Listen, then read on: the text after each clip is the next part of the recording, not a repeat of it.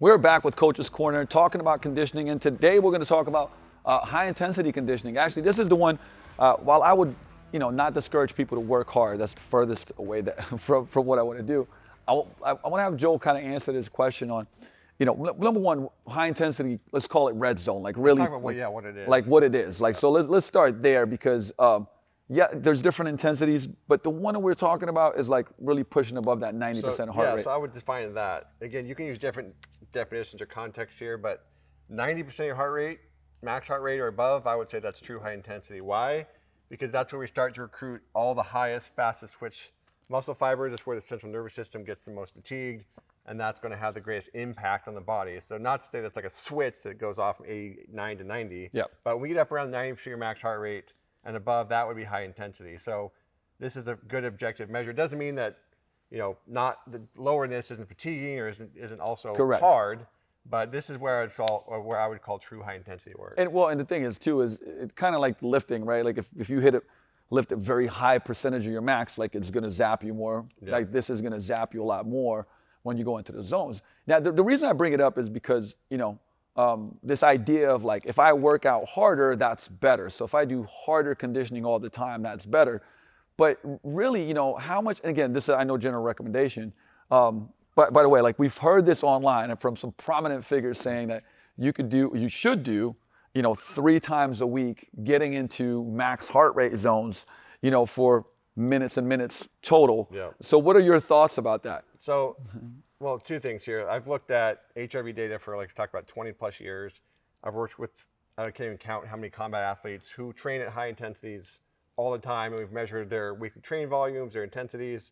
I've worked with everyday people for the entire time, and I'm going to give you a really simple rule of thumb here. The average human being who works a 40-hour-a-week job, has a family, has their own challenge with sleep and everything else, 1 day a week, okay? I would say 1 day a week of true, meaningful, high-intensity work. Now, that doesn't mean that if your heart rate gets above 91% for a couple minutes as part of your workout, that you're violating that rule. I'm talking about 1 dedicated session a week of what we'd call true high intensity above 90%. Now again, one real quick point out, if we're doing a bunch of 5-second intervals or max speed intervals, we're not probably gonna hit above 90% max heart rate, but that's still high intensity because we're going at 100% for a very short period of time. So we wanna have some context there. Now I would say in 20 years to train combat athletes at the highest level, aside from training camp, twice a week, okay? We had Demetrius Johnson, for example, in my opinion, the greatest of all time. All the guys that came through AMC Pancration, 2 real sparring sessions per week is all that we did.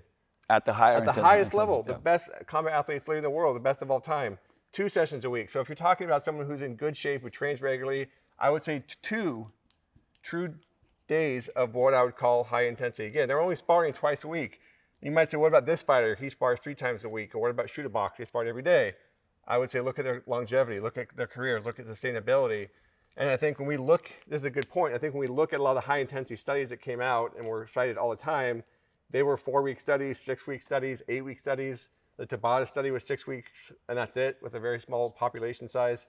So when we're talking about true high intensity, it's not just 4 weeks, it's sustainability. So I think all of this has to come down to practicality and sustainability. I'd rather do twice a week for the rest of my life than 5 days a week for 6 weeks before I blow myself apart, or even a year or whatever. It's a great point. Now, the thing about this too is when you look at, and this is why heart rates are so important, right? If you're looking at your training session, your conditioning session, and let's say you're doing prowlers and 30 seconds on, 90 seconds off, and you see that like your heart rate is staying in this like very, very high range, that should be a marker to go like, hey, like, am I staying in the red too much of my training throughout the week? Because you're probably going to have a tough time recovering from that. 100%. So I'll put another asterisk here. So 3 days a week can be used for short periods of time. So 2 to 4 weeks at a time, maximum. So sometimes during training camps, you might end up getting there above 90%, but it's for a short, intensive bout. It's not meant to be, forever. You can't sustain that. So this might be like a peaking. The peaking, exactly. Yeah, okay. And if you start looking at HRV data, you start looking at recovery data, you will see if you start trying to exceed these limits, you will pay the price. I can tell you if you're looking at hundreds, thousands, millions of data points. In fact, so we did a 12-week study with Morpheus. And we looked at people who improved their resting heart rate and their average HRV over 12 weeks versus people that didn't. And because we had all this heart rate data, we looked at how much time they spent at different levels of intensity, because Morpheus has a blue zone for low intensity, a green zone for moderate intensity, and a red zone for high intensity, which typically falls somewhere in this range. And we looked at the distribution. What we found is that in the people that improved, they spent the least amount of time at their high intensity and the most amount of time at their lower intensities. In people who went the opposite direction, they actually did the most high intensity work over these 12-week periods. And it just kind of reinforced the idea that the people who didn't improve, it wasn't for lack of effort. Yeah. They were working their ass off. Yeah. It's because they were doing too much of this. Because I don't care how hard you're working or how much you're doing, if it exceeds your body's ability to recover from that work, you're not going to get better. You're going to, at best, plateau, and at worst, go the wrong direction. And this also plays really well into the conversation of when you are spending a lot of time here in your conditioning, that will affect your strength much more, because you are going to have a tough time recovering from Absolutely. it the next day. Whereas with zone 2, if I do a zone 2 session for 60 minutes, the next day, my max trap bar deadlift is not going to be affected that much. Exactly. But if I go and do full-blown sled sprints at high intensities, that's probably going to affect my recovery the next day. 100%. So I would say, like, there's a simple rule that you can kind of apply here.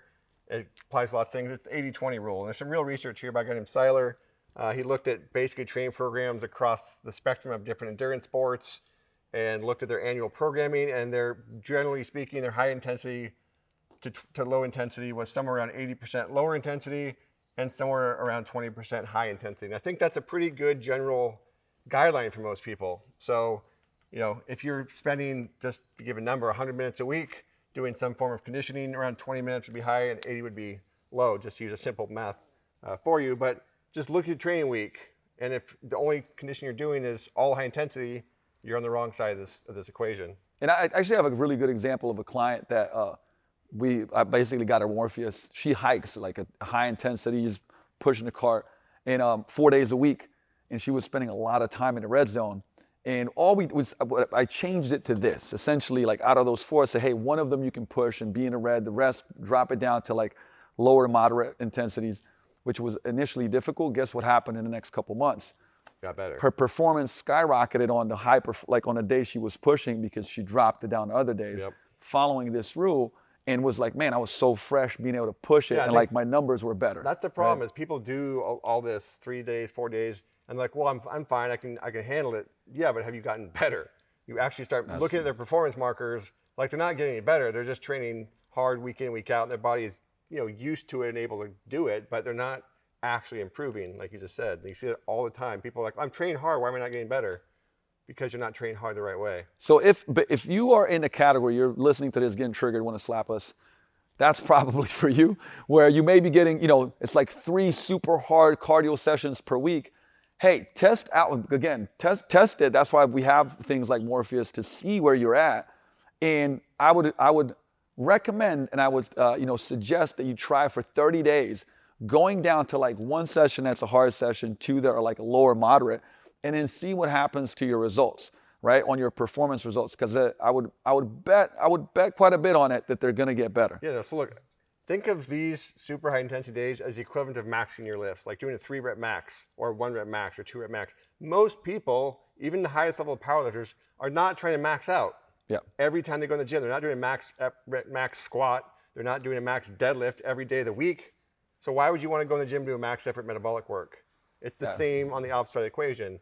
Like, sure, you can do it, but is that going to make you stronger if you're a powerlifter? No, otherwise people would be doing that all the time. But powerlifters know it's going to destroy their CNS. They're not going to sustain that. So it's the same thing on the metabolic side. Just look at it that way. So obviously benefits to it. We're not saying not to do it. We're actually saying to do it. But usually if you cut it down, what I've found too with our conditioning crew is that because we do it once a week, like we can really push, and we've seen everything improve on that front. And I would say do the same thing. And make sure, I'm going to remind you every time, if you don't have something to track it, make sure you get your Morpheus. And we will see you. By the way, if you got questions for anything like this, strength conditioning related, drop them below, because we're going to answer them. And we'll see you next time in Coach's Corner. Out.